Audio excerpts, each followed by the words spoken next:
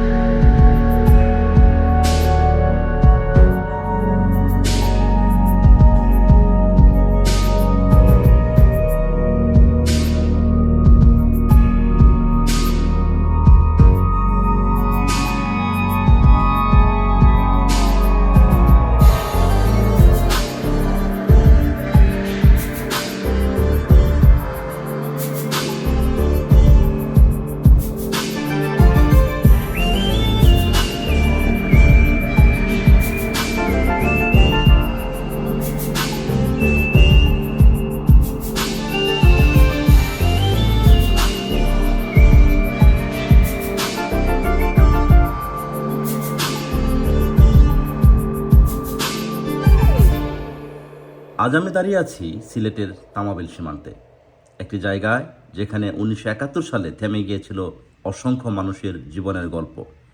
Sylhet Tamabil border বধ্যভূমি, এক নীরব গণহত্যার ইতিহাস। তামাবিল সিলেট জেলার গোয়াইনঘাট উপজেলার সীমান্ত এলাকা। এক পাশে বাংলাদেশ, অন্য পাশে ভারতের মেঘালয়।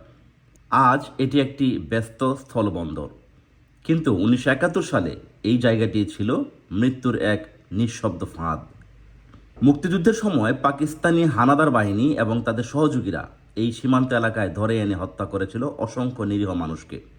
কারো অপরাধ ছিল সে বাঙালি, কারো অপরাধ ছিল সে স্বাধীনতার কথা বলেছিল, কারো অপরাধ ছিল সে শুধু ভুল সময়ে ভুল জায়গায় ছিল। আর লাশগুলো ফেলে রাখা হতো পাহাড়ের খাদে, জঙ্গলে এবং সীমান্তের পাশে। এ কারণেই একে বলা হয় তামাবিল বর্ডার বধ্যভূমি। এখানে নিহত অনেক শহীদের নাম নেই, কবর নেই, পরিচয় নেই, কিন্তু আছে ইতিহাসের সবচেয়ে নিষ্ঠুর সত্য। আজ এই জায়গায় নেই কোনো বড় স্মৃতিসৌধ, নেই কোনো জাদুঘর, তবুও এই মাটি জানে এখানে কি ঘটেছিল। প্রকৃতি সব ঢেকে দিলেও ইতিহাস কখনো মুছে যায় না। যদি এই মাটি কথা বলতে পারতো, তাহলে হয়তো বলতো, আমরা ভুলিনি। এই বধ্যভূমি আমাদের মনে করিয়ে দেয় স্বাধীনতা কখনো বিনামূল্যে আসে না। আসসালামু আলাইকুম। আমি এখন আছি বাংলাদেশ এবং ভারতের মধ্যবর্তী সীমানা সিলেটের গোয়াইনঘাট অন্তর্ভুক্ত তামাবিলের তামাবিলের যে আমাদের বন্দর আছে বা তামাবিলের যে ইমিগ্রেশন গেট আছে, ইমিগ্রেশন গেটের ঠিক পাশে। এখানে এসেছি গোয়াইনঘাট বধ্যভূমি নামে একটা জায়গায়। এই বধ্যভূমিতে এসেছি এই কারণে 1971 সালে যে মহান মুক্তিযুদ্ধ সংগঠিত হয়েছিল, সেই মহান মুক্তিযুদ্ধের 24 জন শহীদ এখানে শুয়ে আছেন, এটা দেখার জন্য। সবাই ওই ইমিগ্রেশনের যে পিলারটা আছে, পিলারের সামনে গিয়ে ছবি তুলছে, ব্যানারটার সামনে গিয়ে ছবি তুলছে। আমি আবার একটু ব্যতিক্রম, এটা অন্যভাবে নেবেন আশা করি। বাংলাদেশের মুক্তিযুদ্ধটা ছোট কোনো বিষয় নয়। এই মুক্তিযুদ্ধের যে গর্বিত বীর সেনানী যারা আছেন, মুক্তিযোদ্ধা যারা আছেন, শহীদ যারা আছেন, তাদের ব্যাপক রক্তদানের বিনিময়ে, জীবনদানের বিনিময়ে আজকে এই স্বাধীন বাংলাদেশে দাঁড়িয়ে কথা বলতে পারছি। 24 জন শহীদ শুয়ে আছেন এই বধ্যভূমিতে, অযত্ন, অবহেলায়। জাস্ট একটা সীমানা প্রাচীর দিয়ে ঘেরাও করা আছে, কোনো নাম ফলক কোনটা কার কবর এখানে বোঝার কোনো উপায় নেই। শুধুমাত্র একটা ফলকে দেখানো হয়েছে যে এখানে 24 জন শহীদ শুয়ে আছেন।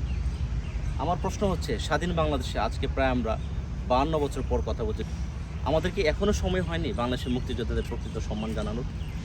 আমরা কি পারতাম না? জাতীয় বাজারে কত টাকা লাগতো, হাজার হাজার কোটি টাকা পাচার হয়।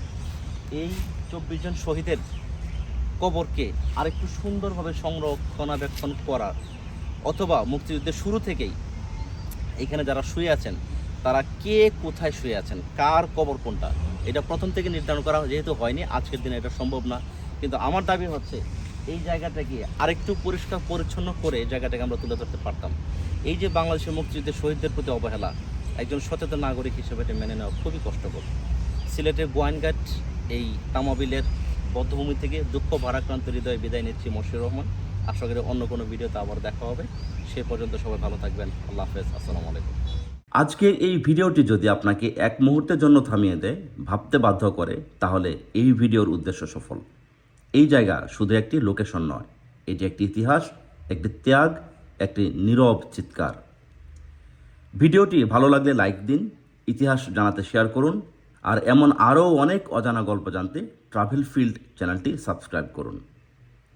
কারণ যে জাতি তার ইতিহাস ভুলে যায়, সে জাতি আবারও হারিয়ে যেতে পারে।